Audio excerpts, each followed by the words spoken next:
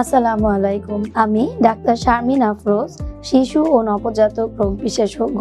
আজ কথা বলবো নবজাতকের নাভির যত্ন নিয়ে। আপনারা সবাই জানেন নবজাতকের নাভি এমন একটি অংশ যার সাথে আসলে সে নারীর মাধ্যমে তার মায়ের সাথে বন্ধনে আবদ্ধ থাকে এবং জন্মের পর কিছু সময়ের মধ্যে এই নারীটি কেটে ফেলা হয়। কিন্তু কেটে ফেলার পর এটা কিন্তু একটি উৎস হিসেবে কাজ করে, যার মাধ্যমে বিভিন্ন রোগ জীবাণু বিস্তার করতে পারে, ওই জায়গায় সংক্রমণ করতে পারে। তাই কি কি করতে হবে সে নিয়ে আজকে আমরা একটু জেনে নিব।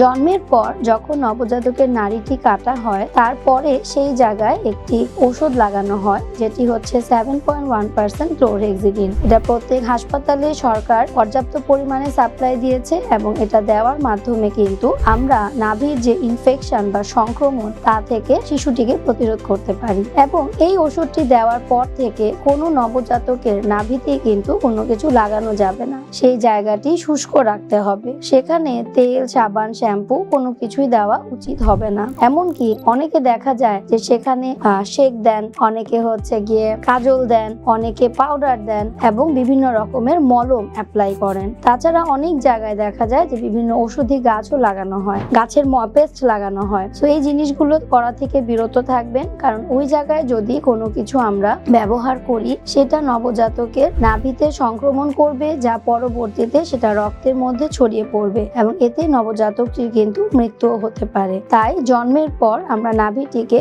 শুষ্ক রাখবো এবং নাভিতে তেল, সাবান, শ্যাম্পু কিছুই লাগাবো না। কোনো ধরনের হার্বাল, কোনো ধরনের হচ্ছে গিয়ে কুসংস্কারাচ্ছন্ন জিনিসও লাগাবো না। আরেকটা জিনিস খেয়াল করতে হবে, নবজাতককে যারা ডায়পার পরান তাদের যেন ডায়পারটা সাধারণত নাভির নিচে পরানো হয়, কারণ উপরে পরানো হলে এই নাভির সাথে ডায়পারের সংস্পর্শে দেখা যায় নাভি থেকে রক্তক্ষরণ হতে পারে। তাহলে এইগুলো ছিল যে কি কি করব না, কিন্তু কিভাবে বুঝবো যে আমার এই শিশুটি এখন চিকিৎসকের কাছে নিয়ে যাওয়া দরকার। যখন দেখবো নাভির চারপাশটা লাল হয়ে যাচ্ছে, নাভি থেকে সারাক্ষণ অনবরত পানি ঝরছে অথবা কোনো পুঁজ দেখা যাচ্ছে, শিশুটির জ্বর চলে এসেছে, তার খাওয়া দাওয়া কমে গিয়েছে, সে নেতিয়ে পড়েছে, এই লক্ষণগুলোকে আমরা বিপদ চিহ্ন বলে থাকি। এবং এই ধরনের চিহ্ন দেখা দিলে কিন্তু আর দেরি করা যাবে না, নবজাতকটিকে নিয়ে দ্রুত নিকটস্থ চিকিৎসা কেন্দ্রে যেতে হবে। তাই চলুন নবজাতকের নাভি, যেটা একটি গুরুত্বপূর্ণ অংশ তার শরীরের, এই জায়গার সংক্রমণ থেকে তাকে রক্ষা করি এবং তাকে সুস্থভাবে বাঁচতে সাহায্য করি।